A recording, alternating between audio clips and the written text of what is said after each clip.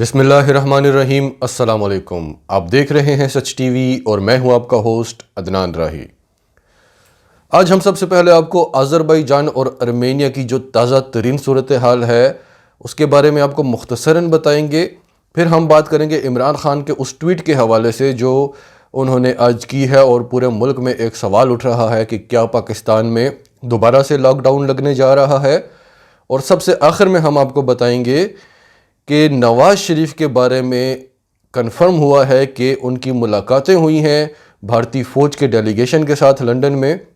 उसके हवाले से आपको डिटेल में बताएंगे। तफसीलात जानने से पहले अगर अभी तक आपने हमारा चैनल सच टीवी सब्सक्राइब नहीं किया तो इसे अभी सब्सक्राइब करें और बेल आइकन पर क्लिक करें ताकि हमारी आने वाली वीडियोस आपको वक्त पर मिलती रहें।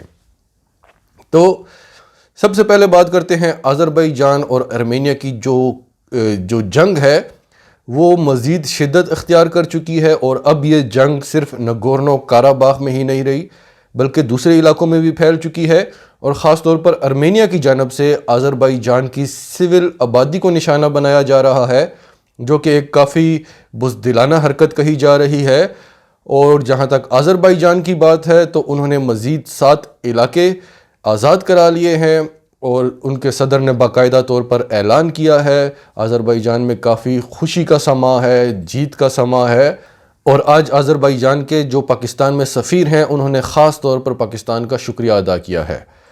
अब पूरी जो बड़ी बड़ी ताकतें हैं, ख़ास तौर पर फ्रांस और रूस, अमेरिका थोड़ी खामोशी अख्तियार करके बैठा हुआ है, चीन ने भी खामोशी अख्तियार की हुई है।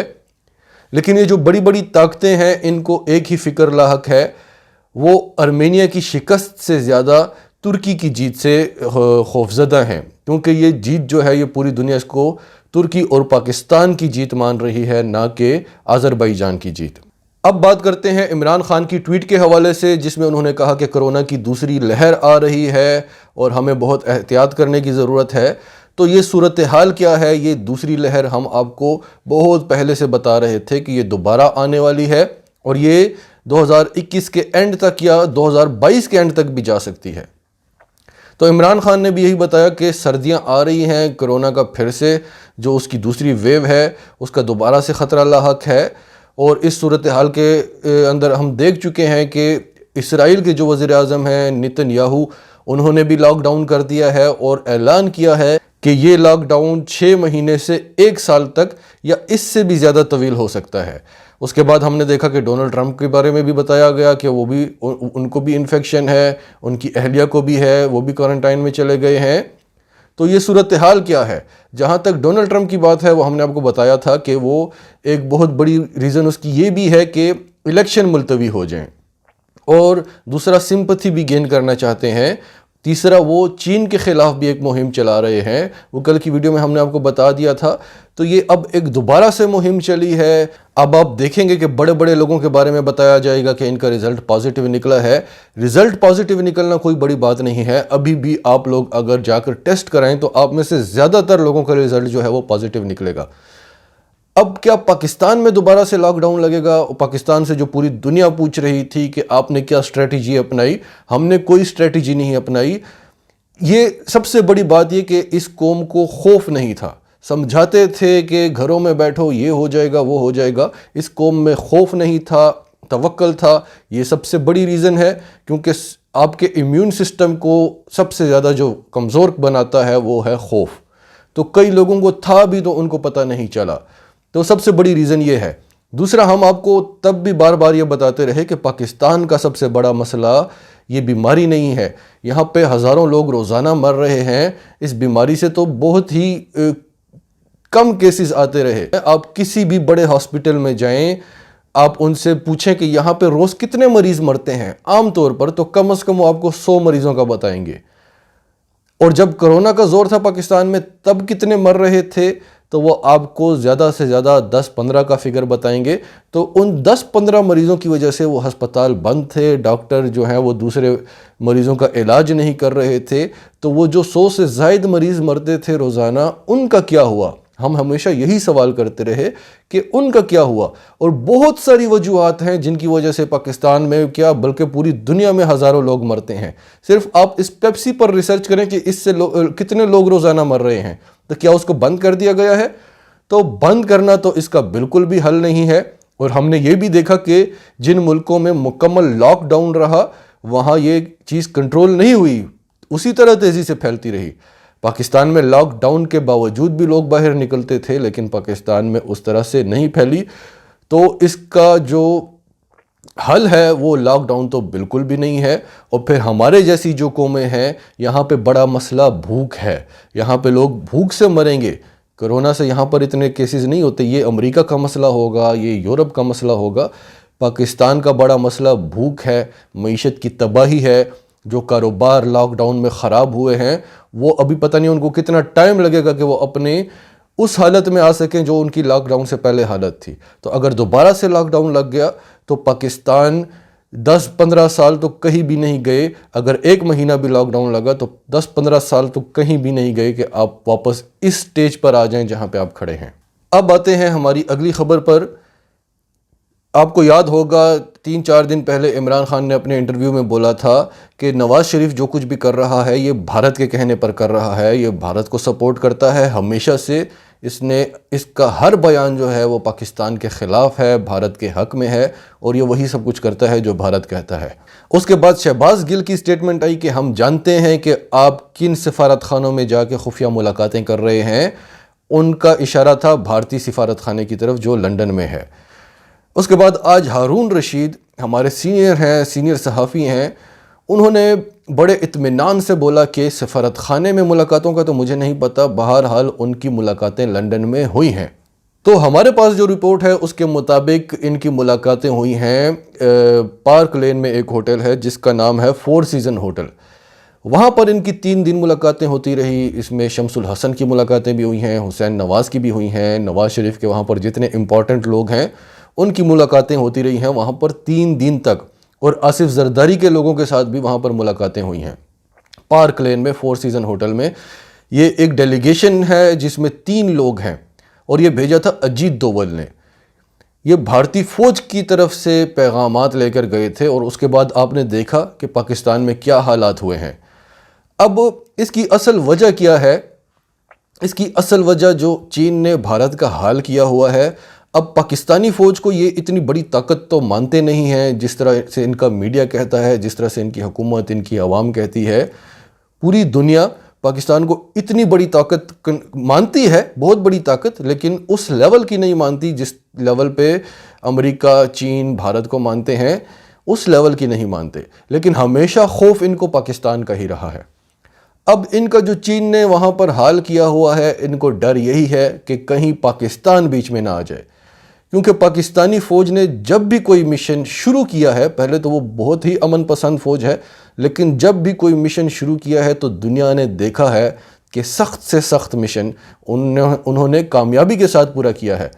اب آپ افغانستان میں دیکھیں، مشکل ترین جنگ تھی، ہار کے جا رہا ہے امریکہ، اور امریکہ کے ساتھ ساری دنیا کی فوجیں تھیں، یہ بھارت بھی بیٹھا ہوا تھا وہاں پر، کچھ بھی نہیں کر سکے۔ لیکن پاکستان میں جہاں یہ ہمارے شہروں میں، ہمارے دیہاتوں میں، ہماری رگوں میں گھسے ہوئے تھے، طالبان نہیں، یہ جو دہشت گرد تنظیمیں تھیں، تو پاکستان نے ان کا کس طرح سے خاتمہ کیا۔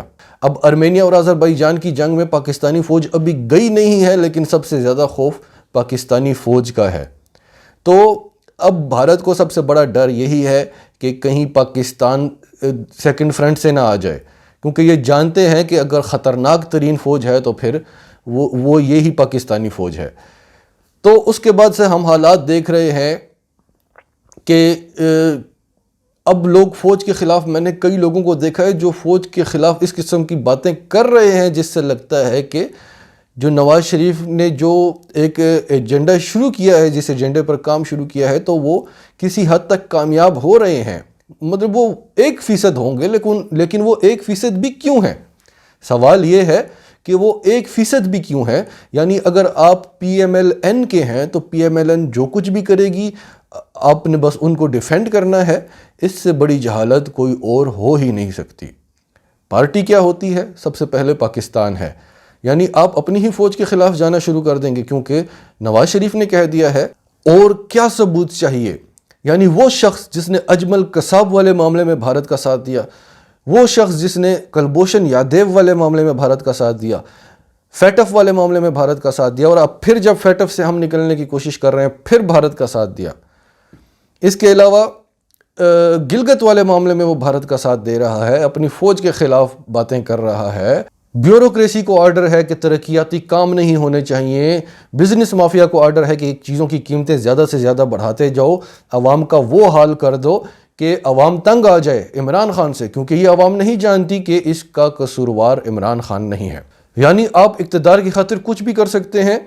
ابھی پچھلے دنوں انہوں نے کیا پاکستان کا یہ راز فاش کریں گے کہ پاکستانی فوج کو انہوں نے دھمکانے کے لیے ایک سٹیٹمنٹ جاری کی کہ ٹوما ہاک کروز میزائل جو ہے امریکہ کا, اس سے ہم نے کاپی کر کے اس کی ریورس انجینئرنگ کر کے, ریورس انجینئرنگ بھی نہیں بیک انجینئرنگ اس کو کہہ رہے تھے, وہ کر کے ہم نے جو ہے وہ بابر میزائل بنایا اور وہ میں نے بنایا. بڑی خدمات ہیں میری. آپ کو تو نام بھی نہیں آ رہا تھا کہ آپ نے کون سا میزائل بنایا. پہلے ٹوما ہاک کہہ رہے, پھر پیچھے سے کسی نے کہا کہ کروز میزائل. ہاں کروز میزائل, ٹوما ہاک نہیں تھا کروز میزائل. وہ ٹوما ہاک ہی کروز میزائل ہے. آپ کو تو اتنا بھی نہیں پتا. اب چین کو دیکھیں, پورا الیکٹرو میگنیٹک وارفیئر انہوں نے امریکہ سے کاپی کیا ہے, F-35 کی کاپی کی ہے, ان کے جو ڈرونز ہیں ان کی کاپی کی ہے. کسی کی مجال ہے چین میں کہ وہ یہ سٹیٹمنٹ دے؟ حکومت کو تو چھوڑ ہی دیں, ان کی عوام اس کو الٹا لٹکا دے گی. اب ہم لوگ جانتے ہیں کہ ایک بندہ سنسیئر ہے, وہ ملک کے لیے کام کرنا چاہتا ہے, اس کو کام کرنے نہیں دے رہے, تو ہمیں چاہیے کہ ہم اس کی سپورٹ بنیں. بھئی یہ تو سنسیئر نہیں ہے, یہ تو ہمیں ڈبو کر, قرضوں میں ڈبو کر, کن چیزوں میں ہمیں ڈبو کر, جعلی معیشت پہ یہ ہمیں چلا رہے تھے. ڈالر کی قیمت جعلی تھی, اسٹیٹ بینک اربوں روپے چھاپ رہا تھا. تو وہ فیوچر میں آ کے تو پاکستان کا جو حال ہونا تھا, شاید آپ سمجھ سکتے ہوں کہ ان کا پلان کیا تھا. تو اب ایک بندہ آیا ہے, وہ صحیح کرنا چاہ رہا ہے, لیکن مافیاز اتنی مضبوط ہیں. یہ مضبوط کیوں ہے؟ کیونکہ ان کو اتنی سیٹیں ہم نے پھر بھی دی ہیں کہ یہ عمران خان کو بلیک میل کر سکیں, کوئی بھی قانون پاس ہونے نہ دیں جو پاکستان کی عوام کے یا پاکستان کے حق میں ہو. ہم جانتے ہیں کہ ایک بندہ سنسیئر ہے, وہ کام کرنا چاہتا ہے, اور مافیاز اتنی سٹرونگ ہیں کہ اس کو کام نہیں کرنے دے رہی, اور مافیاز کو سٹرونگ بنانے والے بھی ہم ہیں. تو اب ہمیں چاہیے کہ ہم اس بندے کا ساتھ دیں. لیکن اعتراض کیا ہے کہ اس کو تو فوج لے کر آئی ہے. کون سی فوج لے کر آئی ہے؟ پہلے تو فوج لے کر نہیں آئی, اس پر بھی بات کرتے ہیں. لیکن اگر لائی ہے تو کون سی فوج؟ بھارتی فوج لے کر آئی ہے, اسرائیلی فوج لے کر آئی ہے. اگر پاکستانی فوج لے کر آئی ہے تو موسٹ ویلکم. نواز شریف کو کون لے کر آیا تھا؟ یہ PMLN کو بنانے والا کون تھا؟ ذوالفقار علی بھٹو کو کون لے کر آیا تھا؟ 2013 میں ایک ہمارے بہت سینئر صحافی ہیں, وہ بتا رہے تھے کہ عمران خان کی سیٹیں سب سے زیادہ تھی, لیکن ہم جانتے تھے کہ طے ہو چکا ہے کہ نواز شریف کو سادہ اکثریت سے جتانا ہے, اور ایک دم سے رزلٹ بدلنا شروع ہو گیا. ہم جانتے ہیں کہ آپ کو کون لے کر آیا ہے. اس بار فوج نے ایک کام کیا ہے کہ وہ پولنگ سٹیشنز پر کھڑے ہوئے, اور انہوں نے ایک ارادہ کیا تھا کہ اس بار ہم نے دھاندلی نہیں ہونے دینی. دھاندلی نہیں ہوئی تو یہ رزلٹ آئے ہیں جن کو آپ ایکسیپٹ نہیں کر رہے, اور آپ سمجھ رہے ہیں کہ اس کو فوج لے کر آئی ہے. اگر اس کو فوج لے کر آنا چاہتی تو اس کو بھی اتنی اکثریت دلاتی کہ ان معاملات میں آپ اس کو بلیک میل نہ کر سکتے. ہم بھی ایک پارٹی سے تعلق رکھتے ہیں, ہمارے باپ دادا انہوں نے جیلیں کاٹی ہیں. ذوالفقار علی بھٹو ہمارے گھر تشریف لائے ہیں, بے نظیر بھٹو ہمارے گھر تشریف لائی ہیں, نصرت بھٹو ہمارے گھر تشریف لائی ہیں. لیکن اس کا یہ مطلب نہیں ہے کہ ان کے جو وارث ہیں وہ جو کچھ بھی کریں گے, یا ایون کہ وہ خود بھی اگر کچھ غلط کریں گے پاکستان کے لیے تو ہم اس کو سپورٹ بالکل بھی نہیں کریں گے. جو پاکستان کے لیے اچھا کرے گا ہم اس کے ساتھ کھڑے ہوں گے. جو پاکستان کے خلاف اتنا سا بھی کام کرے گا ہم بالکل برداشت نہیں کریں گے. ناظرین, آپ کا اس سب کے بارے میں کیا کہنا ہے؟ کمنٹ میں اپنی رائے کا اظہار کریں, اور اگر آپ ہمارے چینل پر نئے ہیں تو ابھی سچ ٹی وی کو سبسکرائب کریں, سچ ٹی وی فیملی کا حصہ بنیں, اور ہماری ویڈیوز پسند آئیں تو انہیں لائک کریں, شیئر کریں, تاکہ زیادہ سے زیادہ پاکستانیوں تک یہ ویڈیوز پھیلتی رہیں.